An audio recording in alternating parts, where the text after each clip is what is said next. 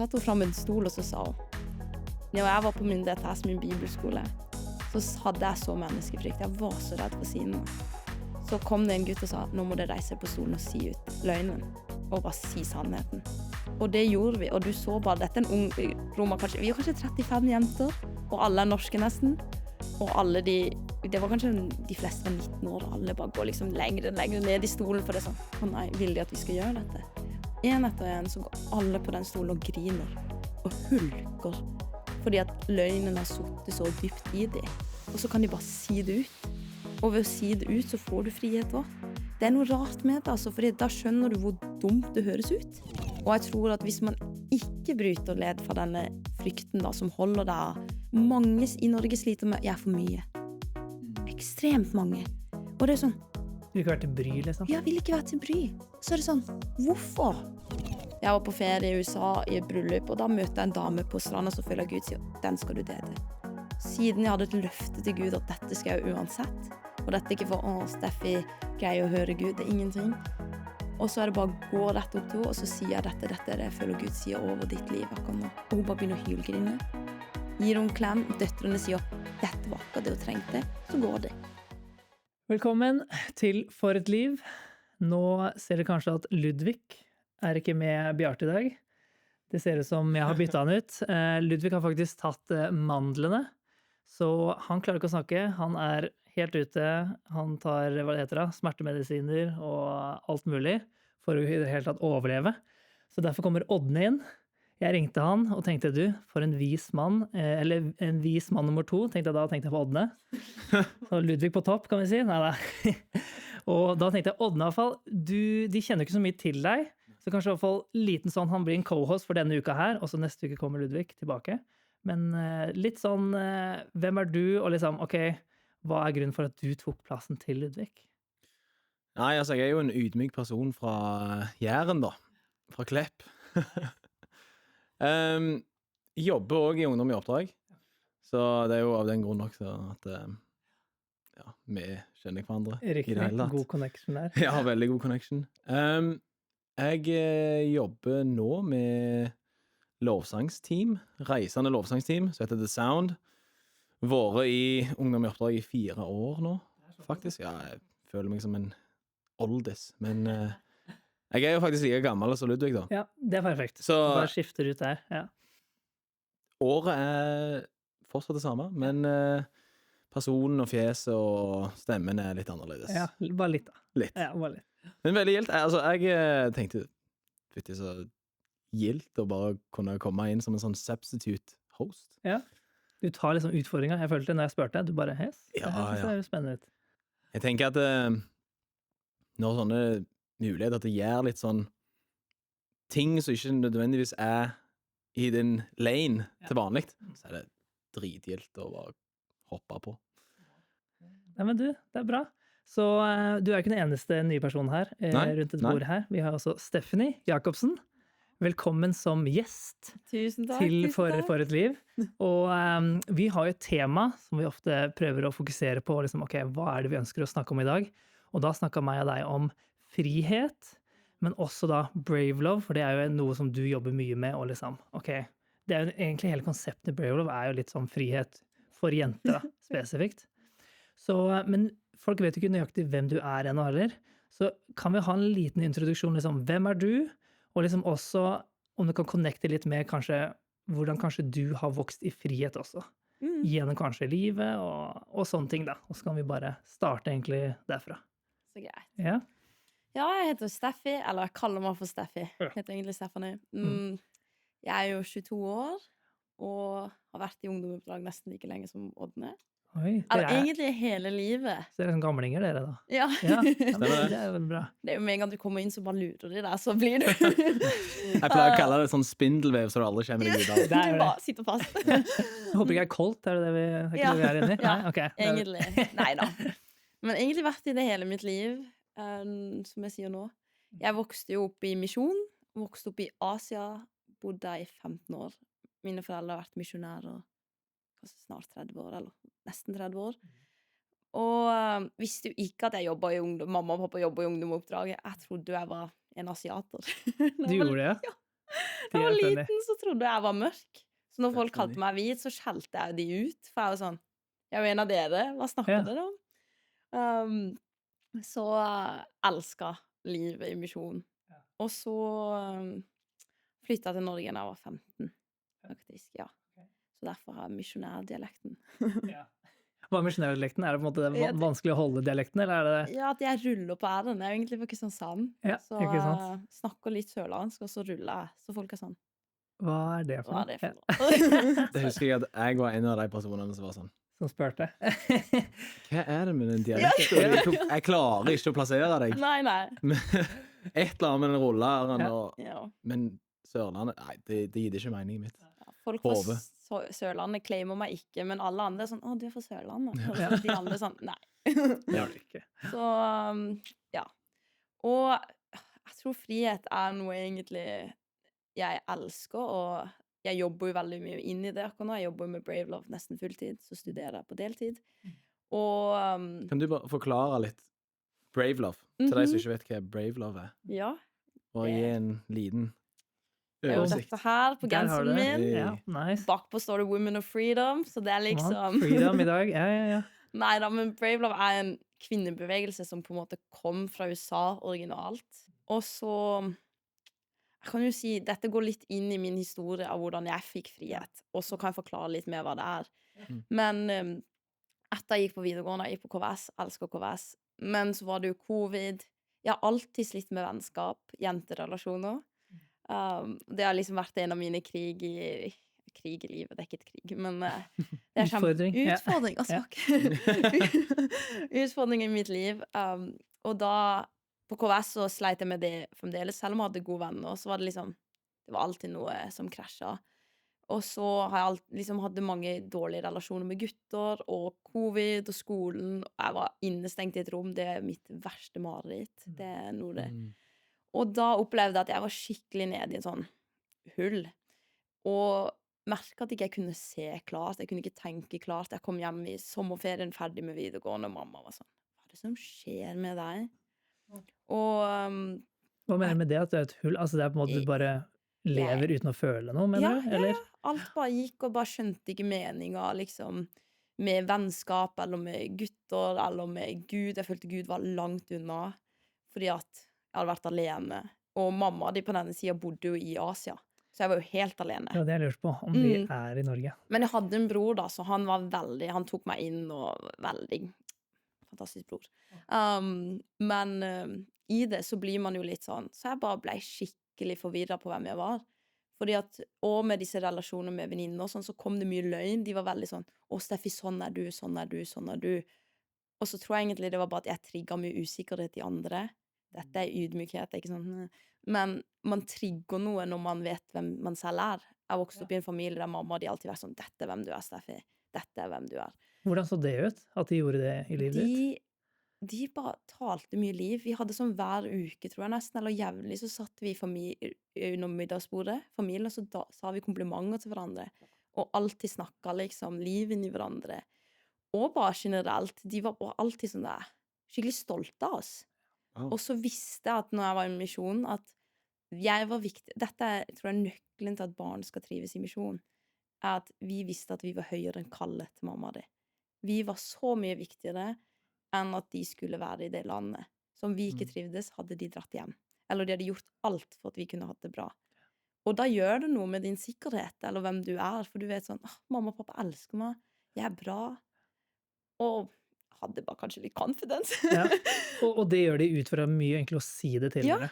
egentlig. Si Og det var til samme oss. som med brødrene, de også følte ord er kanskje ganske en Ja. tydelig viktighet for dere sikkert. Ja. Og så på en måte den sommeren, ja, så var jo mamma liksom, hva skjer med deg? Hallo, dette er ikke hvem du er. Og ble veldig, jeg har alltid vært frimodig, tror jeg, og alltid hatt troa på meg selv, men da var det bare sånn, jeg har ingen troa. Og så skulle jeg i Forsvaret i januar, dette er jo liksom året jeg sluttet på videregående, ville jo ikke i Forsvaret, men skulle i Forsvaret. For du måtte det? Jeg måtte. Det er det som er greia nå. Ja, Ja. ja. Frivillig tvang. Ja. For jenter altså. Ja. Fy søren. Jeg slapp, jeg. Takk Du og gjorde det? lov. Ja. Ja, samme Eneste her. gangen pollenallergien min har Å vært ja, for det. positivt. Ja, ja. Det var pollen. Yes, Ja. faktisk funka det. Eneste gangen i mitt liv jeg har takka Gud for pollenallergi. Ja, ja. Det er fun. Jeg har jo hatt 4 hjernerystelser på på et år, men det slapp jeg ikke unna. Jeg bare, Å, ja. hallo, jeg er jo litt skadet i hodet, de bare. Du "Det er jo snakket om det, problem." liksom? Jeg bare, hallo, hodet. Det skjedde masse rart her. Ja, Jeg ja. er jo De livsfarlig. bare nekta. Det er fett. Og så jeg visste jeg skulle det. Og så flytta jo mamma faktisk og pappa til her på Hamar, til Grimmerud. Ja, når du starta i militæret? Nei, jeg skulle, så det var liksom høsten, og så skulle jeg ha 3 måneder. Og da var egentlig planen min å reise til Hawaii, eller hvor enn, vekk fra Norge, for jeg var så lei av skolen, jeg var lei av folka, jeg var liksom, få meg vekk. Og så var det jo covid enda, så du kunne ikke komme deg noe sted. Men så jeg plutselig en dag på Instagram, så jeg liksom Circuit Riders 10 dager leadership track, liksom skole. Jeg bare, wow, ok, jeg bare rett inn, meldte meg på. Og jeg bare, mamma, jeg skal til Afrika. Hun bare, skal du det? Ja, de bare, jeg skjønner ikke helt hvorfor. Jeg spurte i etterkant, og de hadde ikke et valg, de måtte bare sende meg. Jeg var så desperat. Ja, for du bare sier du må. Jeg bare, jeg skal. Mm. Og så skulle jeg egentlig med en venninne, hun beila på meg. Jeg hadde ikke visum, fikk mirakuløst visum på 3 dager, og det tar egentlig 8-10 dager til å få visum. Wow. Så jeg bare, Jesus, la meg gå. Og så dro jeg etter en desperat forandring. Og det som på en måte skjer egentlig, er at jeg ber jo på vei ned i flyet til og med Gud hvis jeg blir kidnappet. Jeg kjenner jo ingen i Afrika, liksom. Jeg har aldri vært i Afrika. Og så landet jeg jo i Kenya, liksom. Og så ble jeg hentet da, og lala. Og så kom jeg, så trodde jeg jo at dette var en sånn safari-skole, litt om Gud, men mye kos. Og det var jo ikke det. Vi satt jo inne i et rom fra klokka 9 på morgenen til 8 på kvelden, og hadde undervisning konstant. Og jeg bare... Og så var det, jeg trodde jo at det var flere europeere der, men det var jo en afrikansk internasjonal, altså alle de afrikanske landene som skulle komme til dette.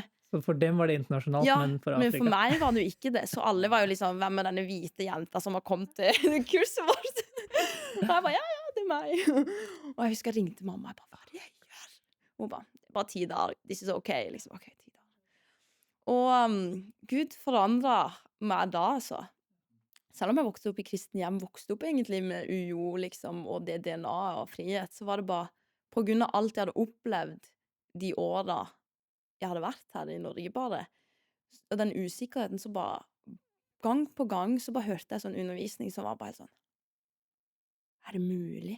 Og jeg husker at jeg satt i den salen, og jeg satt stille, og disse afrikanerne var jo crazy. De er jo helt fantastiske. Jeg elsker Kenya, og disse amerikanerne som hadde kurset, de var jo helt enda mer ville. De kunne stå opp og skrike til hverandre, dritbra. Jeg bare, kan vi bare ta en bolle, liksom, ro dere ned, kose oss litt. Altså, jeg har 5 boller, bare Ja, kom liksom, an, folkens. slapp av, ikke gjør så mye ut av dere. Og så bare opplevde jeg at livsgleden min kom tilbake. Så jeg husker når jeg kom hjem her, så folk som kjente meg at, nå var det noe annerledes. Og det var fordi du så livsgleden i afrikanerne, og liksom The Circle Riders snakket om, liksom? Ja, og så tror jeg bare at jeg hørte, det igjen det kommer med Brave Love, det er det budskapet jeg hørte som satt meg fri. For der var det noen jenter som bare delte dette med at liksom, du trenger ikke la ting identifisere deg. Så jeg hadde liksom latt mine venners måte å snakke om meg identifisere meg. De guttevenner-relasjonene hadde identifisere meg av min verdi, og hva jeg opplevde Gud ikke var til stede, identifiserte meg. Selv om ikke det var sant, men det var det. Hva er det de sier til deg som gjør at du på en måte, ja, det her er ikke deg, liksom? Eller hva er det som... Ja, eller liksom at jeg er selvopptatt eller stygg, eller hvis du holder på med en gutt, og så plutselig skjærer det seg, og så blir du sånn, er det meg som ikke er bra? Du blir så usikker. Og tror bare man opplevde det ganske sterkt da. Men så bare opplevde jeg bare Gud var bare sånn, Steffi, dette er ikke det som identifiserer deg. Og jeg har alltid vært en dame som er liksom, go get it, liksom. Og da følte jeg fikk det litt tilbake, sånn, det er jenter i Norge som sitter i disse samme løgnene jeg har suttet i. Jeg tenkte på alle mine venninner fra KVS, liksom. Så jeg sånn, i hvert fall mine nærmeste venninner som jeg kjente godt var sånn, dette vet jeg, de sliter med selv. Så kom det en lengsel i meg sånn, Gud, la meg få lov til å gjøre det. Og de var veldig sånn, kom an, hva skal du gjøre med det? Du må hjem, og så må du dele dette budskapet. Og da kom jeg hjem, og så hadde jeg faktisk en leir. Jeg og 6-7 andre herfra startet en jenteleir. Dere gjorde det? Og det her hvilket år er det her nå? Dette er fremdeles 20. Dette er fremdeles det året jeg sluttet på videregående. Ja, Så det var... 10 dager, Ja, så det er kanskje 3-4 år siden. Og det var enda liksom, jeg husker jeg satt og grein og jeg skalv liksom, for jeg var sånn, hva skal vi gjøre på denne leiren? Jeg har aldri ledet en leir før. Dette var korona enda, så folk kunne ikke bare komme og gå. Det var snøstorm. Folk krasja jo i snøfonnet, liksom. Folk liksom kjørte utfor når vi skulle til denne leiren. Det var jo midt ute i Gokk. Men det var helt sinnssykt. Det er da jeg skjønte hva Bravelove gjorde i Norge, at det funka. For vi hadde ei venninne av meg som snakka. Vi delte litt om generelt Bravelove-budskapet, om det er bra og alt mulig rart. Og så kom hun igjen, og så sa hun at så satt hun fram en stol, og så sa hun ja, jeg var på min DTS, min bibelskole, så hadde jeg så menneskefrykt. Jeg var så redd for å si noe. Så kom det en gutt og sa nå må dere reise på stolen og si ut løgnen, og bare si sannheten. Og det gjorde vi, og du så bare, dette er en ung romer, vi var kanskje 35 jenter, og alle er norske nesten, og alle det var kanskje, de fleste var 19 år, og alle bare går liksom lenger ned i stolen, for det er sånn, å nei, vil de at vi skal gjøre dette? En etter en så går alle på den stolen og griner, og hulker, fordi at løgnen har suttet så dypt i de, og så kan de bare si det ut. Og ved å si det ut, så får du frihet også. Det er noe rart med det, altså, fordi da skjønner du hvor dumt det høres ut. Vi hadde en jente som var 18 år, og hun gikk opp og bare, jeg har alltid følt meg for høy. Og det knuste mitt hjerte. Hva kan du gjøre med det? Ja. Og så er det sånn, ingen tenker, oi, du var alt for høy. Kanskje litt høyere enn gjennomsnittet, men det er jo ikke noen dum ting. Men det blir bare sånn, og da var det liksom den friheten av sånn, ok, flere vet hva jeg tenker på. Da kan flere bekrefte at det ikke er sant. Og at liksom man kan ta steg inn i det.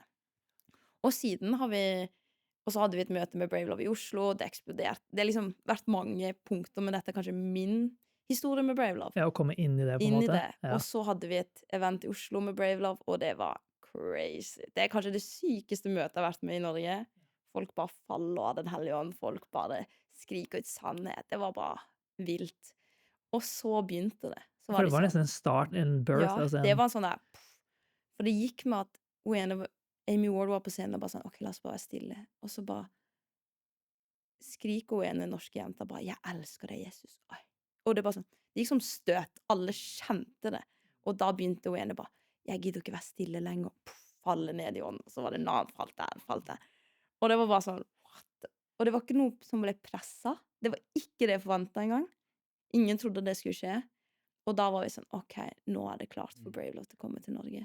For det er noe interessant med når autoritet i Gud kommer inn i rommet, på en måte. Fordi jeg hadde den samme opplevelse når jeg var på min bibelskole, og jeg stava den bibelskolen i USA. Da var det to menn som kom fra det var en eller annen sted i USA, da. Og når de kom, så var det en sånn autoritet som de på en måte snakka så, liksom, de hadde en reise med Gud, og de hadde virkelig en tro. Du skjønte at de trodde noe mer enn vi som er i publikummet. Og det var så interessant, for det er kult når du liksom snakker om når man kan kalle det nesten en så stor ikke-frykt, eller en trygghet, at du kommer dit, og liksom du bare ønsker å gi dette til folk. For det er det som er kult når du snakker om det, at du fikk ditt første liksom, det er synd på disse jentene, de som egentlig brøt deg ned. Det er på en måte en switch som du gjør, liksom, ja, nå er jeg klar til å gi, fordi det er noe Gud gjør med folk, da. Og det var det som var interessant med de to folk de talerne som var på når jeg staba der, og de kom dit og snakket om bare sannheter, og så ble det samme greia at de bare, ok, la oss være helt rolig. Og det her var en sal på 500 stykker, og du bare altså jeg har aldri opplevd at en sal er så rolig, og så plutselig så hører du for eksempel noen som begynner å gråte i bakgrunnen, men det er på en måte en sånn der, det var ikke en gråt at du bare, hvorfor griner, men det er sånn der, hva kaller det, en gråt til liksom, Gud, hjelp meg, eller liksom, jeg er her, jeg har gjort noe, og ut fra det så på en måte vekka flere ting seg opp. Og det er veldig kult når du sier det, på en måte, det gjør liksom, ofte en veldig stor skift i mennesker når det kommer folk som har en tro og en frihet, da, som kan sette enda flere fri. Og det er det jeg digger med, for eksempel Bravelove, da. Så dere har en identitet som måte, ok, det er en frihet som dere virkelig ønsker å gi, ikke fordi dere bare vet det, og dere, ok, det er på lista, og la oss snakke om det. Men når det kommer den der ektheten, så blir det en annen. Og i hvert fall når publikummet da, er responsiv, og bare, ok, jeg er her på ekte. Jeg er ikke her på søndager for å bare whatever, og så går jeg videre. Det er liksom det, jeg merker ofte at da skifter det helt på rommet. For jeg har jo en kone, og hun opplevde en ekstrem, eller en veldig, veldig sterk opplevelse i det øyeblikket også. Jeg opplevde ikke så mye, men jeg som satt der skjønte at nå beveger Den hellige ånd mennesker her. Nå kommer det til å forandre ting, og folk kommer til å bli satt virkelig i frihet. Så det er noe som jeg bare digger når jeg ser liksom, det er det jeg ønsker alltid å få folk til, at det er mulighet i å komme i frihet utenom at du må kjempe for det. Det er mer at du bare er til stede og venter, og ikke at han må komme, men ok, møter han deg, så kommer han til å vise deg noe nytt, og du kan da, som du sier, da, skri. Altså når folk liksom virkelig kan uttrykke seg, da, som er kanskje vanskelig for Norge, for nordmenn. Det er derfor vi snakker om liksom, inn i dette temaet her, føler at det er et veldig sånn, hvordan kan vi ha frihet? Fordi det er ofte, for eksempel, jeg har ikke tenkt at det er så mye egentlig bound, eller sånn at vi er bundet til Norge, men når jeg nå har fått en kone fra USA, så skjønner jeg litt mer sånn, det er faktisk Kona ting. di er vill. Det er noe med mennesker som er med en hellig ånd og virkelig lever i frihet, så ser hun ting som ikke jeg har sett så mye i andre folk. Jeg som person lever kanskje lettere i frihet enn andre, men jeg har ikke sett så mye rundt meg. Jeg tenkte alle er ganske frie, er vi ikke det? Men hun har virkelig satt spissen på at ja, det er faktisk mye mindre enn vi tror. Da. Det er derfor hun er jo med i Brave Love også, fordi hun tror jo på dette konseptet, fordi det er så, jeg tror det er en veldig viktig nøkkel da, for å få enda dypere frihet i Norge. Så jeg er jo, jeg elsker Brave Love, at det er på en måte det dere gjør, er bare bra. Jeg elsker Brave Love. Det er jo selvfølgelig det, og det blir jo samme som andre veien, det er jo på en måte for gutter også, hvordan kan de også få frihet, og hvordan kan det bevege seg fremover? Det er på en måte det er jo, for meg så hjelper det mye med å da ha disse forbilder da. Du trenger forbilder. Det var hele livet mitt, var at eneste måten når jeg vokste, når jeg sto litt rolig, så var jeg sånn, ok, så var jeg åpen for Gud, men så plutselig viste han meg kanskje en taler, eller en person som jeg bare, oi, han snakker om en frihet som jeg ikke har sett før i noen. Boom. Da åpnet det liksom en dør for meg da, for eksempel. Ja. Så frihet er virkelig en sånn, jeg ønsker bare at så mange som mulig skal få frihet. Så jeg vet ikke, Odna, har du noen tanker liksom om, har du hatt en sånn der greie med at ok, det er kanskje et steg i livet ditt der du åpnet litt mer i frihet? Ja, jeg vil jo si det er en sånn pågående ting. I mitt liv så har det jo vært mer, jeg ser det mer på måten av at frihet er et aktivt valg du trer inn i. Det kommer alltid til å være en liten menneskefrykt, for eksempel. Eller frykt for framtiden. Frykt for det ukjente, for eksempel. Men så husker jeg var på min DTS outreach, altså misjonstur. Og så skulle jeg tale foran mange folk, og så kjenner jeg liksom på at det er skummelt. Det er skummelt. Det er skummelt. Og du vet ikke hvordan det kommer til å gå, hva de kommer til å tenke om deg. Men så følte jeg bare Gud var sånn, frihet handler mer om å stole på at Gud har deg, selv når du kjenner på den menneskefrykten, og at du stoler på det og går for det, til tross for den frykten. Så for min del så er det en aktiv, hvis jeg kjenner på frykt, så vet jeg at frihet kommer ikke bare gratis. Men du må fylle meg kjempe for friheten din. Ja, for det er ofte folk har den konseptet med at det er ikke at folk som gjør crazy ting, det er ikke at de ikke har frykt, derfor gjør de det. Det er nesten at de har frykten, men de kan gå igjennom den. Det er kanskje det, du måtte ser at du har en frykt, men du bare pusher igjennom, fordi det kan være mer frihet, kanskje. Ja, og noe som jeg satte meg litt merke til da, fra den historien du fortalte om med det første, liksom, på en Brave Love-møte som dere hadde, så tenker jeg jo liksom, mitt hode går ofte til liksom det praktiske og litt sånn, ok, det var noe med at folk møtes, og liksom i forhold til hvordan kommer frihet, sant? Folk møtes, men så er det også enkelte og individet sin stemme så liksom tar et valg om at OK, nå bryter jeg den stillheten. Og så er det noe med Guds ånd som beveger seg, folk som snakker ut om det, og så liksom er det noe med, det er noe med at når du ser andre trør inn i frihet, så åpner det ei dør til frihet for deg sjøl. Så jeg er litt sånn gjerne, er det sånn planlagt, eller for Brave Love sin side, er det sånn strategi, dette? Men selvfølgelig, du kan jo ikke planlegge frihet, men så kan du legge til rette for det. Så tenker jeg liksom, OK, Brave Love, dere har klart å liksom å finne en måte, eller dere klarer liksom å komme inn til hjertene på så mange jenter, unge jenter, mer voksne jenter. Altså liksom, det er jo et helt spektrum. Men hva er liksom, etter din mening, hva er noe av nøklene som Brave Love har i forhold til å sette da spesifikt jenter da, inn i frihet? Det første at vi gjør jo at alt vi deler skal være ekte og ærlig. Så er det ikke sånn at vi deler private ting, men vi deler personlige ting. Og det er to forskjellige ting.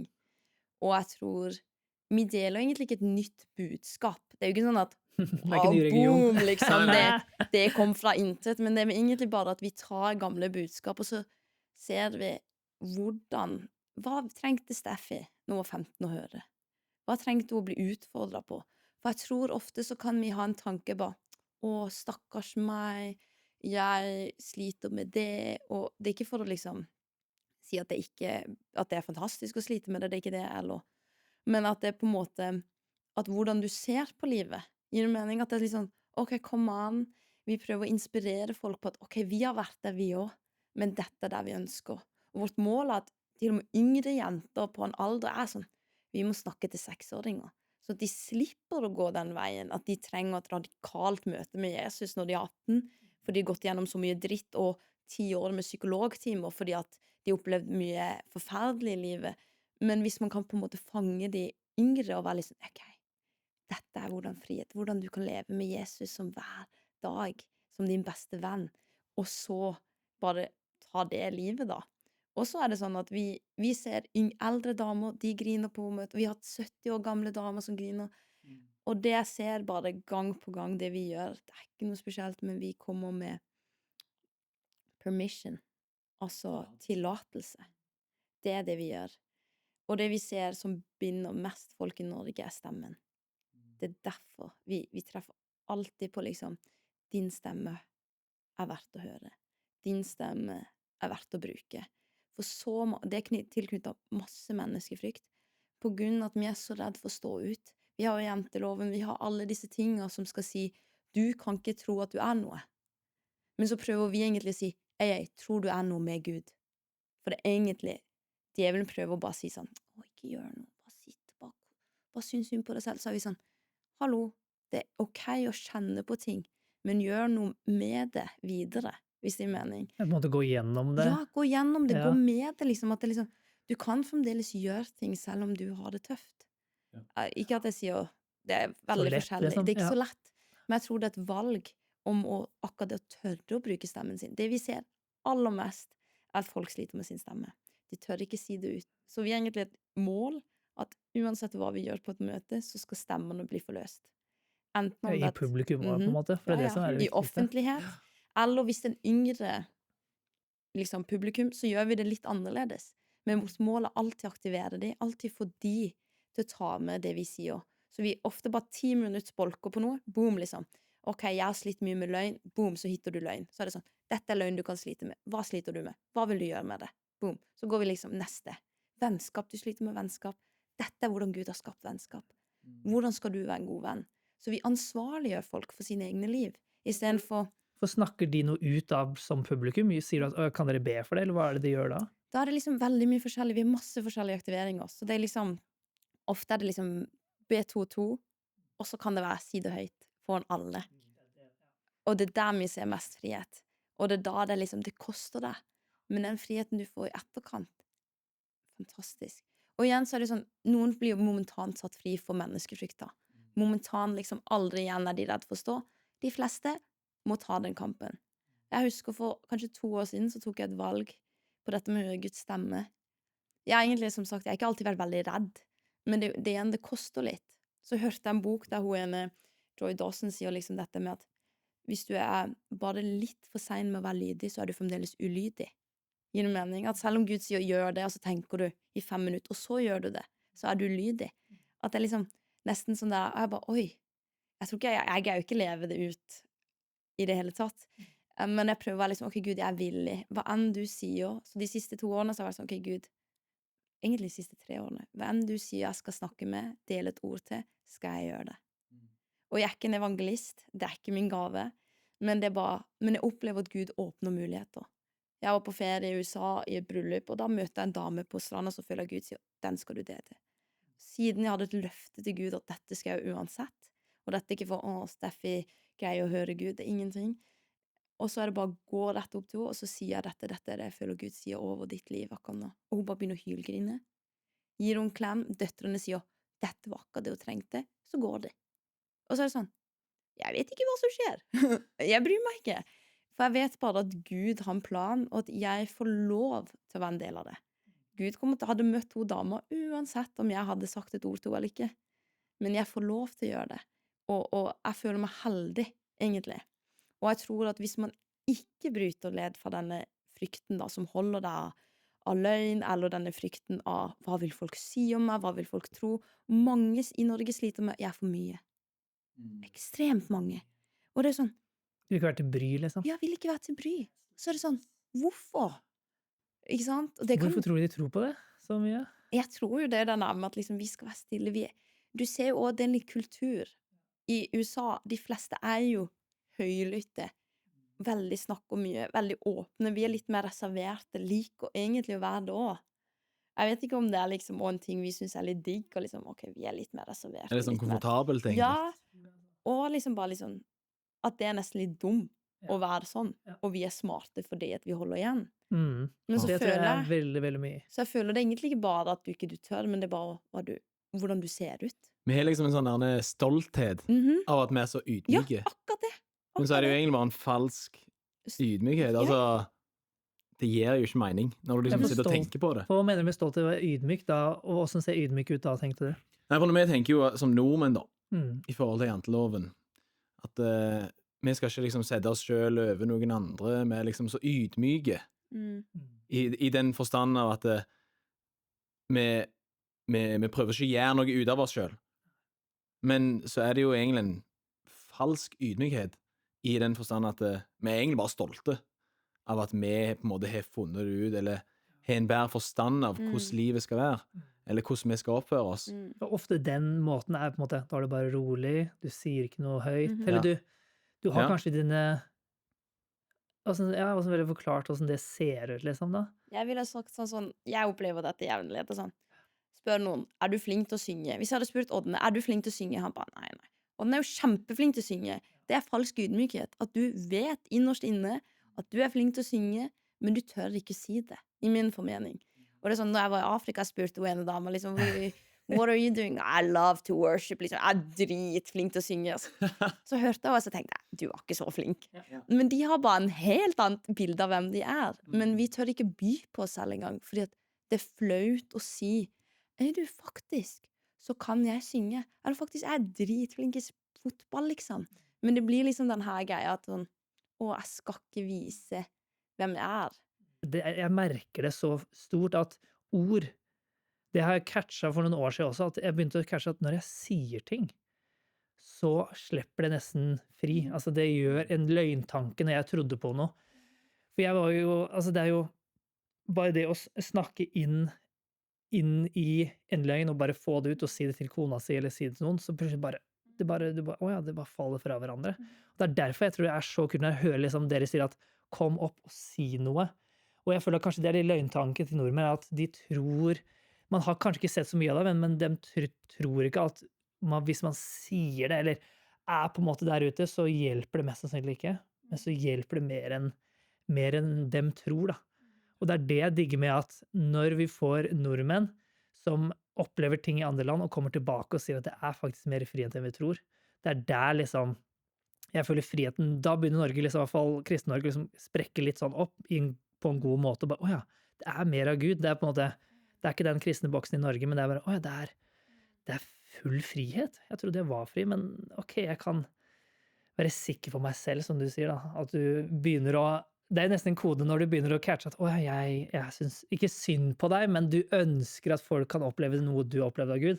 Da føler jeg da har man catchet noe som Gud, for Gud, det som Gud han gir deg, og du vil bare gi videre. Det som en identitet, ofte Gud. Det kan være en pil for deg hvis du merker at, nå har jeg lyst til å gi det jeg har fått. Da det noe du har fått som ekte og evig, og liksom kan bygges på videre, da. Ja. Så for meg hjelper det mye å bare annen kultur som gjør at du ser andre ting, da. Det jo, når jeg har bodd i USA også, så hjelper det. Så ser man, det noe her. Norge ser det annerledes ut. Interessant. Og det noe som har gått i Norge, som bra der. Og så det, for meg det bare å finne ut hvordan kan vi gjøre det enda bedre. Og spesielt i Kristen-Norge, ikke sant. Det derfor jeg ønsker å starte podcast. For jeg tror det en frihet jeg kan gi til folk gjennom en lang, god samtale. Akkurat det du sa der, det viser liksom at du litt sånn norske. Ja. Liksom altså det at du tårer å si, jeg tror jeg har noe å gi til folk, sånn at jeg kan komme inn i frihet. Interessant, ja. Jeg tror de aller fleste nordmenn ville sagt, jeg har ikke så mye tilby. Jeg kan ikke det. Sant? Men du bare, bam. Og jeg tror liksom, det kommer jo litt tilbake til hvordan ser frihet ut, på en måte, sant?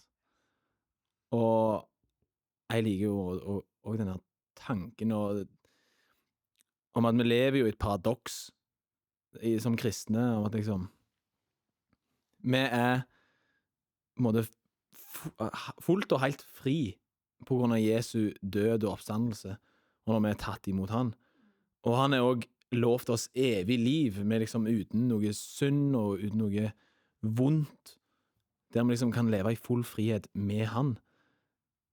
Men så det liksom spørsmålet, hvordan ser frihet ut her og nå på jorda? Og det sånn konstant fascinerende. Så duell? Ja, hvordan ser det ut?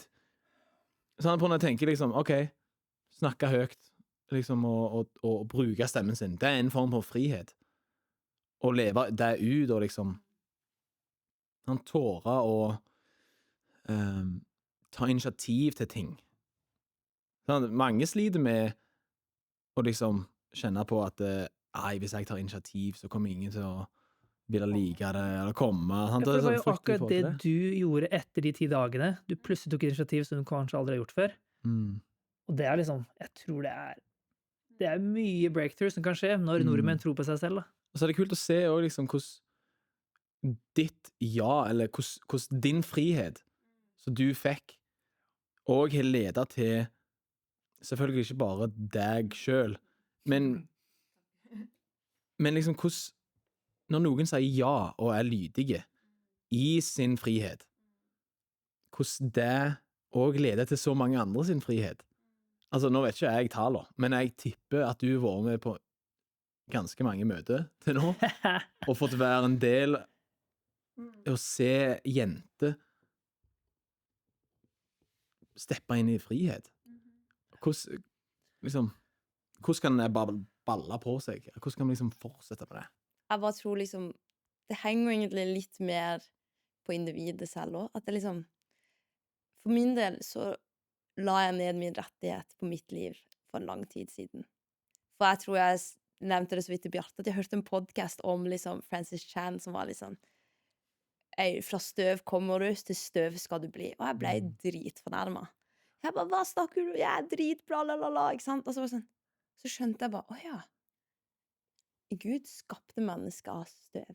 Av jorden skapte han. Og så blåste han liv inn i oss. Det det står i Bibelen. Og så skal vi jo dø, og så kanskje kremeres, og da blir vi i hvert fall støv, ikke sant? Det er jo på en måte, nå gikk jeg bare, whoop, rett igjen. Men det var bare sånn, for min del så var det sånn, wow, Steffi i seg selv har ikke gjort noe for å være her. Jeg har ikke gitt meg selv liv. Jeg har ikke født meg selv. Jeg vet ikke hvorfor jeg puster. Det er jo Gud som har gitt meg livet. Jeg har en hjerne som funker, ja, men det er ikke mine tanker som bare å, jeg er så smart. Det er jo Gud som har skapt meg smart. Eller Gud som har gjort at jeg er her. Eller min familie og mine venner. Og jeg tror bare liksom når jeg skjønte det, så var jeg sånn, å ja, mitt liv er en gave. Alt i mitt liv er en gave. Alle relasjoner jeg får, alle tidene jeg får med mamma, det er ikke sånn alltid jeg sitter og bare, å, takk, takk, takk, takk. Men jeg tror jeg har i hvert fall satt meg en standard at jeg ønsker å leve et liv av takknemlighet. Og jeg ønsker å leve, jeg tror takknemlighet er nøkkelen til frihet.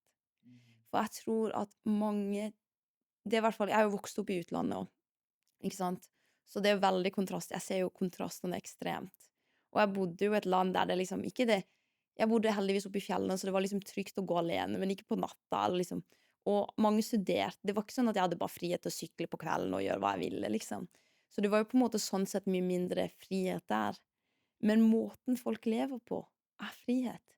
Jeg var mye mindre bundet av løgn, av ting som jeg sleit med når jeg var liten, enn jeg gjorde i Norge. Fordi her føler jeg. Og jeg mener ikke at, og så er det jo andre ting man sliter i det landet som man ikke sliter i Norge, så det er jo på en måte, det er jo gode ting og dårlige ting i alt. Men at for min del så ble det liksom, hva er frihet egentlig? Er det dette her med å kunne bare gjøre akkurat det du vil hele tiden? Og er frihet dette med, liksom for min del da, i en relasjon da, du hører liksom, så mange begynner å bare ha tusenvis av partnere. Ligge rundt, liksom. Folk holder på i all evighet før de blir sammen. Eller folk vil ikke gifte seg, og bare heller være samboer. Så tenker jeg, hvorfor det? Det må jo være en falsk frihet. At du ønsker en frihet at, ok, hvis dette ikke går, så kan jeg rømme. Eller hvis dette, jeg kan ikke binde meg til en gutt, fordi at, hva med de andre? Og for min del da, jeg holder på å gifte meg, jeg skal gifte meg under 3 måneder. Dritgøy. Med en ginger. Med en ginger, en kjekk ginger. Veldig fin mann. Og jeg trodde oppriktig også dette med å bli i en relasjon var å bli fanget. Det var ikke frihet. Men jeg opplevde at jeg ble sammen med Magnus etter han. Så satt det ga meg så mye frihet. For det ga meg kanskje en litt mer dypere frihet, om at liksom sånn der, wow, jeg er så trygg. Jeg vet at når jeg kommer hjem, jeg vet at Magnus aldri vil være utro med meg. Jeg vet at jeg kan komme grinende til han, og så vil han alltid være der. Jeg kan komme leende til han, så er det helt fantastisk å bli med på det. At det er liksom den friheten å vite at dette er min beste venn. Han her skal jeg leve med. Den friheten å vite at mine barn kommer til å få en fantastisk far. Det er frihet for meg. Og dette med at liksom, ikke om, jeg kunne kanskje hatt 5 andre til. Du skjønner hva jeg mener? At det. Ja, for det er interessant, for når du var da yngre, når du var mer sånn, ja, det er frihet til å ha flere kjærester og whatever. Hvordan løgn tror du det er? For vi tror jo på det litt. Det er lett å tro på det, men hva gjør at vi kan tro på det, og liksom, men nå har du forandret liksom, egentlig friheten. Hva gjorde at du liksom connecta det plutselig? Hva er kanskje løgnen her da? Og nå har du snakket om sannhet, men det er, for her er så mange, føler jeg. Altså for min del så det er ikke sånn at jeg holder på med 50 000 stykk på samme tid, altså. Det må jeg bare si. Men Tidens player. Tidens player. No. Men jeg tror det var liksom, en av fryktene var liksom, hvordan kan jeg være med en person resten av mitt liv? Hvordan kan dette bli bra? Og all den frykten med at liksom, hva om ikke jeg er god nok? Eller, og de ser hvem jeg egentlig er, og så bare stikker man. Eller dette her med at du ser jo så mange, alle filmer, føler jeg, nå til dags viser liksom, utroskap, fantastisk, tenk på den som får lov til å få, det er liksom, du blir jo sånn der, oi, kommer dette til å skje i mitt liv? Skilsmisseratene øker jo, så blir det sånn, oi, hva skjer der? Så jeg tror det liksom, for min del var det bare mye, jeg var veldig redd, og jeg trodde oppriktig ikke at jeg kunne ha det gøy med en person resten av mitt liv. Og det der, for min del lå det i min løgn og min frykt, i stedet for de andre. Men at det på en måte bare, kanskje var ikke jeg følte jeg var nok, eller at dette kunne faktisk bli så bra, som folk sier at det er. Og så tror jeg liksom, i det da, så tror jeg også i Norge så er det, dette med frihet liksom, jeg vil ha min penger og min økonomiske frihet, eller mitt liv, ikke sant, at folk tar jo abort på grunn av, det fleste grunner til at folk tar abort, nå er det ikke sånn, det er ikke noe sånn, men først, at det enten på grunn av penger eller utdanning. Og når har på en måte det å få barn har blitt en ikke-frihetsgreie. At da velger du vekk barn for å få mer frihet. Så tenker jeg, du virkelig fri da? Da jeg vokste opp, så var det sånn, der handlet det om å få familie. Det var det viktigste. Du levde for din familie, i stedet for at du levde for deg selv. Og det der jeg tror nøkkelen ligger litt. Jeg lever ikke for meg selv, jeg lever for Gud. Så alt jeg gjør er for Gud. Ikke sant? Og så har jeg jo Steffi ting som bare jeg gjør, og så tenker jeg ikke. Så man lever et vanlig liv. Men at da når Gud sier, Steffi, kan du be for den personen, så koster det meg ikke. Eller, Gud har min økonomi. Jeg stoler på at jeg har en Gud som ønsker så mye mer for mitt liv enn jeg vil for mitt liv. Og da vet jeg at det er sånn, ok, om jeg gir 1000 kroner til den personen, så går det fint, for Gud kan velsigne meg med 50 000 hvis han vil. Og du vet aldri hva Gud gjør. Og jeg tenker bare sånn, når jeg går på scenen, jeg taler veldig mye, og så er det sånn, da sier Gud, vet du hva, dette er din tid. Om du vil møte opp, så kan du det. Om ikke, så går det greit. For min identitet er ikke bygd på hvordan jeg gjør det på en scene. Det er veldig deilig om det går bra, ikke sant? Men da er det litt mer sånn, ok, jeg lever i den friheten at det er sånn, ikke sant? At Gud får æren for mitt liv, i stedet for jeg. Og det er der jeg tror vi har forandret oss litt. At før var det mye mer bygd på familie, det var bygd på Gud. Norge var jo en kristen nasjon, bygd på Gud. Og nå er det mye mer mitt. Og så tror jeg du aldri vil egentlig bli fornøyd. For vi er skapt til å bli bare fylt av Gud. Det er en plass i vårt hjerte som bare Gud kan fylle. Den her, hvorfor er vi på jorda? Det er kun Gud. Og den finner man egentlig ved bare for Jesus. Og så tror jeg det er friheten. Det å vite at du er skapt for en større grunn. At du er på jord for noe mer.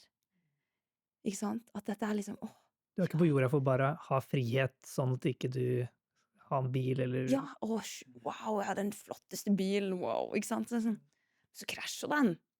Huset ditt brenner ned. Hva sitter du med da? Så for min del er det liksom, Jesus er min frihet. Og så er det ikke alltid lett. Det er ikke alltid sånn, jeg føler ikke mitt liv går alltid på fantastiske skyer og skinner og alt mulig. Men det er fremdeles det valget om å, ok Gud, jeg ønsker å kjempe for min frihet. Jeg ønsker å kjempe for at hodet mitt skal bli fullt av sannheten din. Og ikke alt det jeg kanskje føler ikke jeg får til. Eller folk sier. Men også dette her med å bare velge, ok Gud, det er meg og deg. Dette har jeg lyst til. Og det føler jeg er den flotteste friheten jeg får, i hvert fall. Og så er det sånn, så går man. Og så plutselig merker jeg at, oi, her har jeg mye frykt i mitt liv. Så jobber jeg med det. Og så kanskje det tar 10 år, så går det greit det også. Men det konstante må ha med Gud i det man går igjennom, så føler jeg at det er frihet. Ja, for det er så interessant at du kan si at, for det er jo, hvis man tenker som ikke-kristen, ikke sant, så er det motsatte nesten, når man sier, nå skal jeg bli kristen og tro, og da tenker de bare, boom, nå er du ikke fri. Det er jo det egentlig, i hvert fall jeg har en sens, at liksom nesten, det er som en boks som de da tenker meg, for det, nå må du ikke ha sex før ekteskapet, nå må du ikke drikke, nå må du ikke, altså bare null frihet da. Og det er så interessant når du da snakker om at det er en dypere frihet som kommer der, fordi det er jo forståelig at noen kan jo komme opp i religiøs eller regler.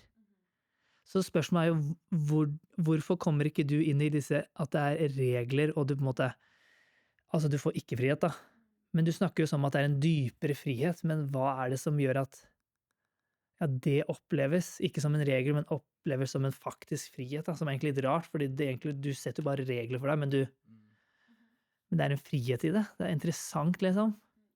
Hvordan kan ikke-kristen forstå litt, åja, det er frihet, ja. Godt spørsmål. Jeg tror noe av det må du bare oppleve, men så tror jeg også noe av det handler om hvordan du ser på Gud. Jeg tror alt handler om, altså sånn, hvis man tenker på at Jesus ga opp sin frihet i himmelen til å komme ned på jord. Han er jo den som har ultimatum liksom gitt opp sitt liv for oss. Sikkert at jeg kunne få frihet.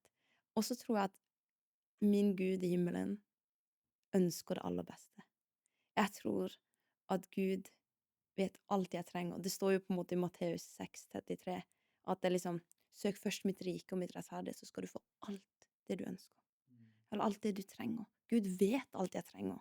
Så ikke sånn, jeg føler at enten kan du spille på lag med deg selv og kjempe for ditt liv, eller så kan du spille på lag med Gud og vite sånn, wow, Jeg har opplevd mirakler på mirakler, hvordan Gud har møtt opp i mitt liv på måter jeg aldri trodde det skulle skje. Og det er bare sånn, ok, selvfølgelig ønsker Gud det. Det er liksom, jeg kan bare fortelle en tullete historie nesten om hvordan jeg bare opplevde sånn, Gud bryr deg om dette. For han gjør det. Og det var liksom, jeg gikk i 3. klasse på videregående, jeg hadde kjørt bil, krasjet bilen, eller liksom krasjet nabobilen bak meg. Og så skulle alle mine venner kjøpe seg randonee. Og jeg elsker ski, og jeg var sånn, jeg vil ha randonee.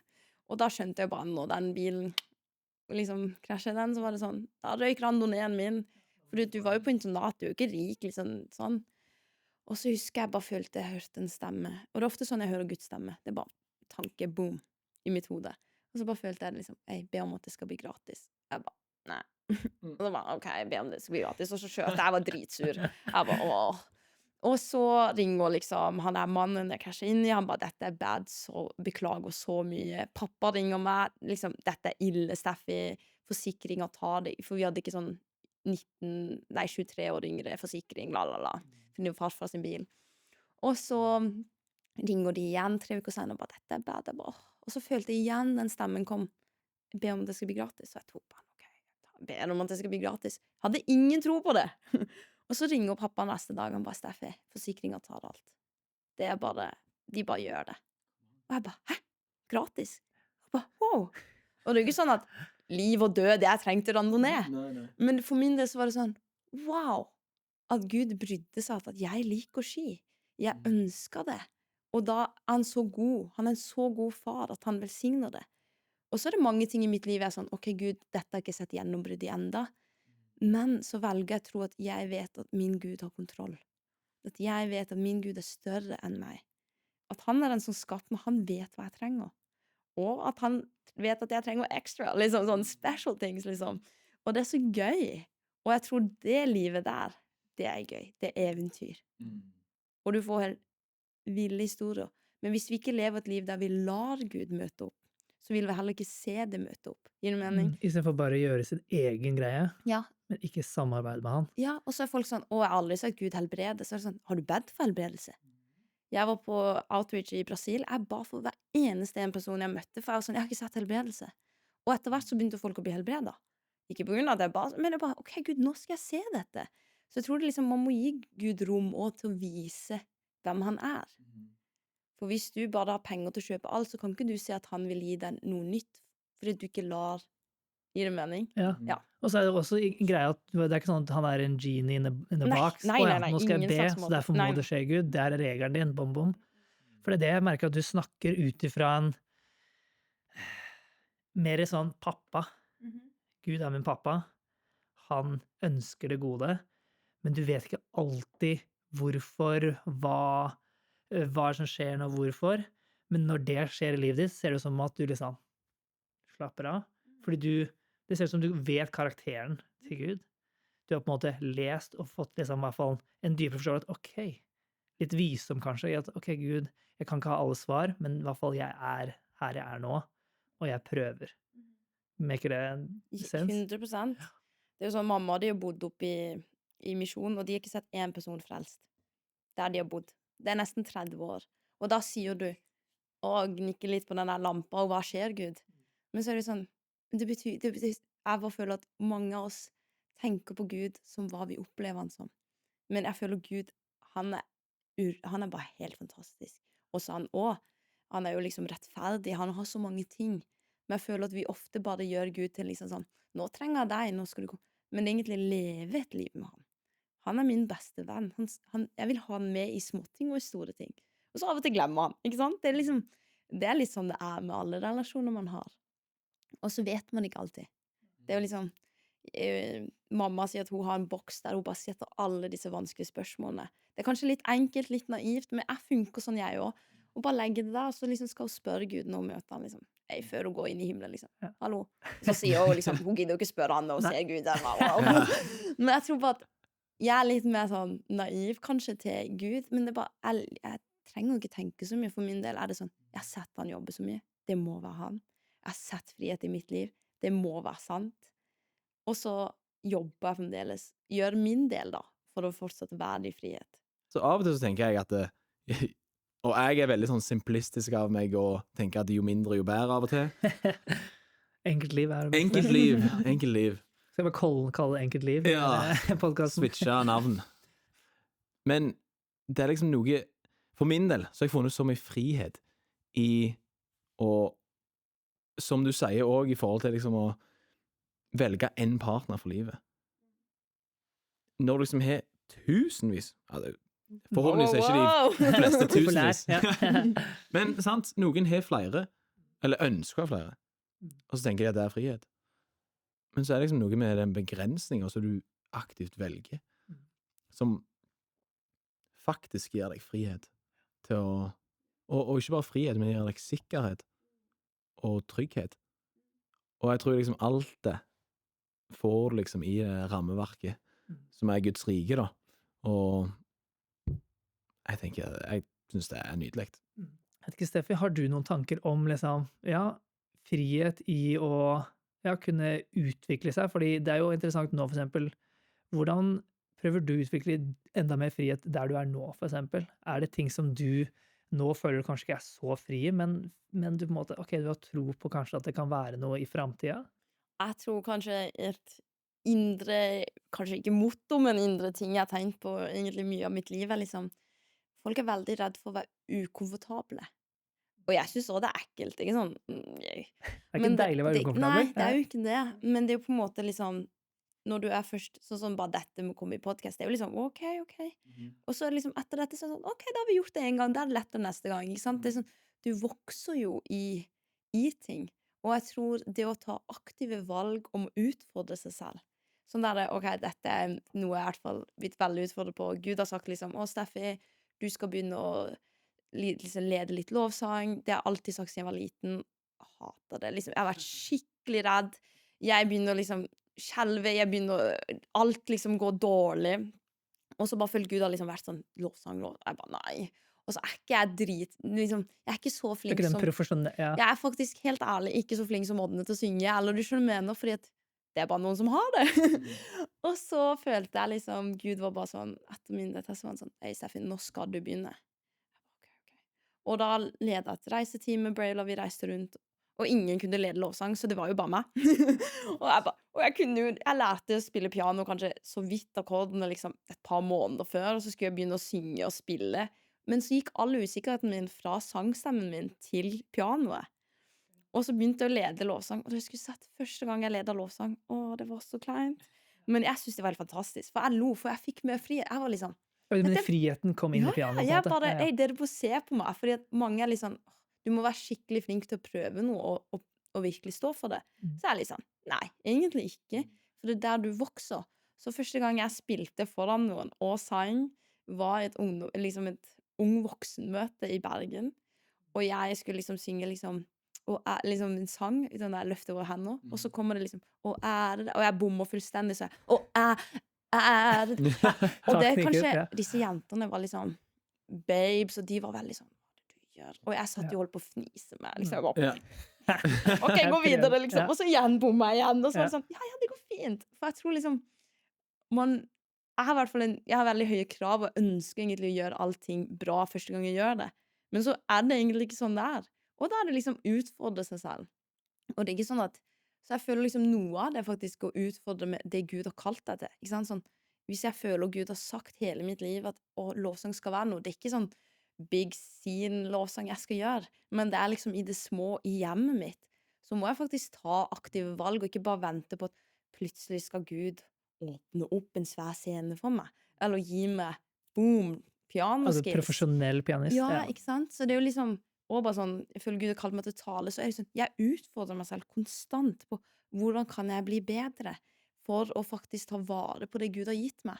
Ikke for at Steffi skal bli kjempegod, men det er mer bare, ok Gud, dette er noe du har sagt i mitt liv, hvordan kan jeg gjøre det? Og jeg studerer, jeg føler Gud har kalt meg inn i det, og da er det et valg, aktiv valg. Jeg tror alt må man ta et aktiv valg inn i, for både å gå i sitt kall og i sin frihet. At det er sånn, jeg merker at jeg kommer mer til livet, blir mer og mer hvem jeg var, alltid følt jeg er, hvis det gir mening. Og så tror jeg bare at man må tørre å være litt ukomfortabel. Dette med liksom, hvis du er veldig redd for menneskefrykt, bestem deg som jeg gjorde. Jeg var ikke så veldig redd, men det var bare at jeg hadde lyst til å bli mer lydig, jeg hadde lyst til å se Gud tale mer til meg. Og da gjorde jeg det. Ikke sant? Så det på en måte dette her med å bryte frykt. Nå kan du ta aktive valg inni, og ta småvalg. Si til din venn, hei, jeg sa det til mine venner, liksom, ok, nå skal du spørre meg, liksom, hvordan går det med det der? Fordi at det sånn man gjør det da. Ja, for det der kulturen på en måte, det ikke så mye i Norge, at man tør å gjøre noe, og så man ikke profesjonell i det ennå. Og det tror jeg, jo mer man snakker om det, jo mer skjønner folk, ok, man kan, det sikkert skummelt, men man kan utvikle seg, og det tror jeg så insane viktig å kunne si mer opp, ok, du ønsker litt lovsang, bare start med det, og så håper jeg at andre som også hører det her, blir på en måte sånn, ja, sant det, jeg føler kanskje Gud har poket meg litt på den, og det det jeg også merker i livet mitt, med en gang jeg liksom bare, uansett hvor liten poke det så går jeg for det, og tester ut, og så blir det en utvikling i det, å gå sakte, men sikkert, og så kan det gå, og så blir det bare en velsignelse, og det pusher, og det jo egoisme som du egentlig liksom, pusher litt vekk, og liksom stolthet, og liksom den... Ja, den stoltheten nå, den blir knust.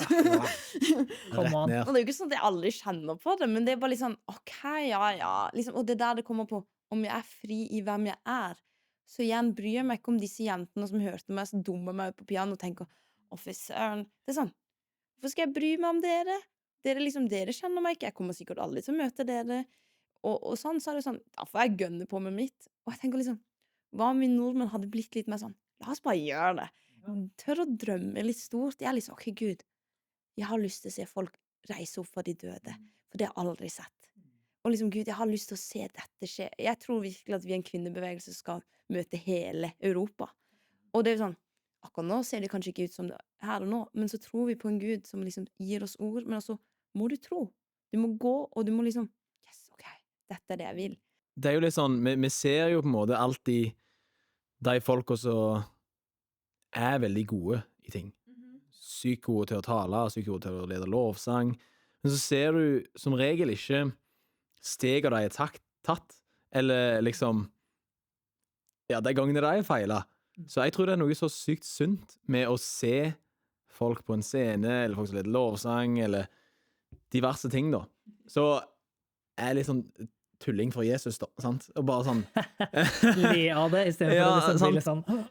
Alt ikke perfekt, og folk har liksom en reise i frihet. Folk kan reise i frihet, folk kan reise i arbeidet sitt i forhold til hvor gode de blir, sant?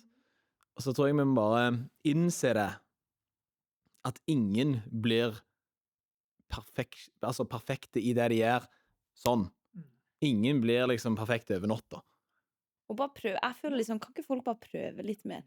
Og det liksom, jeg føler sånn amerikaner får en confidence. De tror jo at de skal liksom bli the American dream og leve det, og så gjør de det, fordi de tror på det. Jeg tenker, så mange folk, jeg ser liksom på historiebøker om liksom folk som har, bare innenfor kristendom, eller generelt, hvordan ender de det? Jeg tror på at de har en sånn vill confidence, og tror på seg selv, og på hva Gud har sagt, om de kristne eller ikke. Så det på sånn, da tror jeg du får det til slutt, men du må jo prøve å feile veldig mange ganger før. Det har så mye å si. For det den der håpet og visjonen, som jeg føler kanskje ofte en stor gave som amerikanerne har fått. Fordi de jo bare 190 land som har kommet til et land. Så ofte kanskje de som har dratt og gått på, jo ofte dratt dit fordi de tror på noe og ønsker noe. Og det kanskje det som jeg merket fort, at liksom, det der jeg håper at nordmenn kan. For det merket jeg med kona mi, at det å drømme. For jeg merket at det var det som har egentlig blitt utfordringen min dette siste året her, at jeg har egentlig bare, ok, jeg skal bare leve for Gud, ha det fint, men så nå merker jeg at Gud sier at, ok, nå trenger du å drømme, du trenger å tenke at for eksempel den podcasten her, det skal ikke bare være en podcast. Jeg tenker store visjoner for dette her, at det skal bli større enn en podcast, det kan bli et produksjonsselskap, altså det på en måte, og da merker jeg med en gang, det ikke norsk. Det sånn der, wow, det funker jo ikke, altså det helt umulig, men så, da merker jeg, ok, hvordan kan jeg snakke det ut og tørre og faktisk ha en visjon og snakke ikke norsk på en måte, whatever, men egentlig det egentlig bare snakke som Gud, eller som Jesus. Han ønsker at vi skal ha den pushet fremover, og jeg håper at det kan være en hjelp på andre at tør å drømme. tør å liksom pushe deg fremover. Og så tror jeg ikke det liksom ukjent for norske. Jeg tror bare ikke det har blitt trigget fram. Jeg tror faktisk Norge liksom vi kan lede innovasjon. Jeg tror vi kan finne på så mye. Men jeg tror bare liksom, og vi gjør det allerede i mange områder, så jeg tenker bare liksom, jeg tror det bare handler om å aktivere seg selv i det. Liksom, kom an, begynn å tenke, og liksom, det går fint om det aldri skjer. Jeg sånn, jeg må drømme, boom, boom, boom, boom, boom, si alt jeg tenker, og så må det liksom kappes ned. Og det går fint, men jeg må få lov. Og jeg tror bare at det der vi snakker om igjen, og liksom dette med at vi føler at folk må få tillatelse i Norge til å bruke stemmen. Bruk visjon. Liksom begynn å drømme. Om du aldri har drømt før, det går fint. Liksom bare gjør det. Det er gøy. Lek med det. At det ikke er sånn å nei, hvis du sier at du drømmer om dette, så skjer det ikke, så er du en taper. Eller fullstendig ikke fått ting til i livet. Så er ikke det sant. Men jeg tror vi egentlig har det inni oss. Men vi er litt selvkritiske, så jeg tror hvis man liksom setter det litt til side, og virkelig gønner på, så tror jeg det kan bli bra. Og jeg tror det allerede er bra. Det er liksom bare sånn for å punktere at jeg føler ikke at alle nordmenn er bundet av frykt, men det er bare det vi ser er liksom litt kommen da. At det liksom, det har både man levd under og andre, og at det liksom, Ja, for det er interessant, fordi du mener også at du allerede ser håp fullstendig. i Norge. Fullstendig.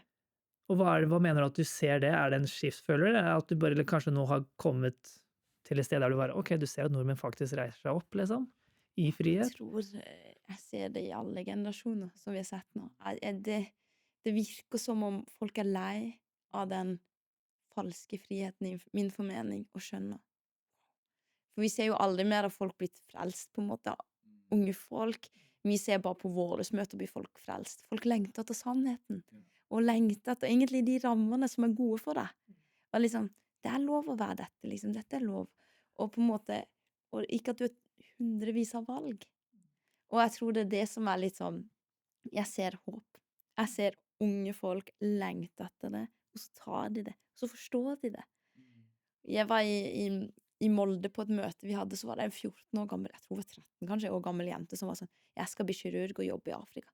Der ser du drømmer. Du ser at det liksom, og vi bare merker at vi jobber med liksom bare forløse det. Og så tar de der. Ja. De bare, vi var på en annen skole, og de jentene kom, de var kanskje 14 år, 15 år, de jobba. Dette er det vi lengter etter, dette er det jeg følt inni meg. Men vi gir bare ord til hva de har følt, så de kan faktisk uttrykke det. For mange føler det på innsida, men vi bare uttrykker det og gir de ord til de, sånn at det blir enklere. Så mange av disse og damene som er på vårt møte og føler på en liksom, ok, dette var meg. Så bare sier vi, dette er ordet du bruker for det. Eller gir det mening? At det liksom, jeg ser enormt forandring. Og vi ser en frihetsbevegelse. Det er ikke noe annet å si. Det vi ser med våre møter, det er frihet både med gutter og jenter. Det er liksom, jeg tror det kommer en ny bølge nå, som bare kommer til å begynne Norge å ta over Europa av frihet. Har du liksom en drøm eller en stor visjon for kristen Norge, brave love, liksom? Hva ser du med Dødsbra spørsmål. Det er det vi jobber med hele tiden.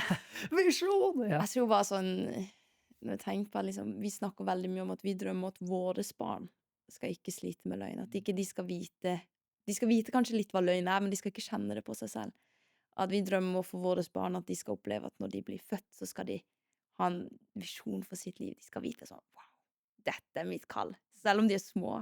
Ja, det er liksom, og vi bare drømmer at dette skal treffe alle jenter og alle gutter. Og vi har en drøm om at vekkelse skal skje. Men vår hoveddrøm er jo at misjonsbefalingen skal bli. Det er vårt mål. At vi tror at det kommer til å komme en bølge av misjonærer som skal bli sendt ut fra Norge, for det er egentlig en del av vår arv. Og på en måte så, vår drøm er at alle skal bli satt fri. Ja.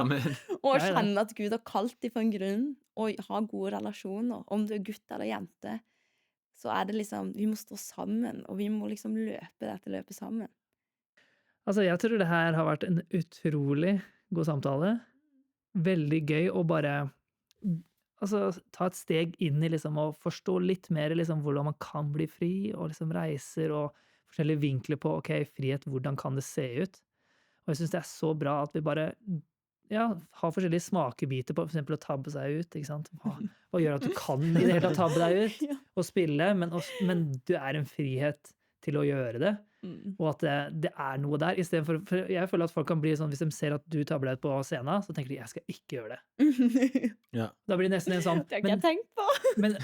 for det er det som, men da er det noen som blir sånn, åja, det går fint, for hun tabber seg ut også. Ja. Så det er på en måte løgntanker som kommer inn der, men da vil jo vi alltid prøve det. Derfor samtalen er viktig å vite grunnen for at man tester ut, er dette her?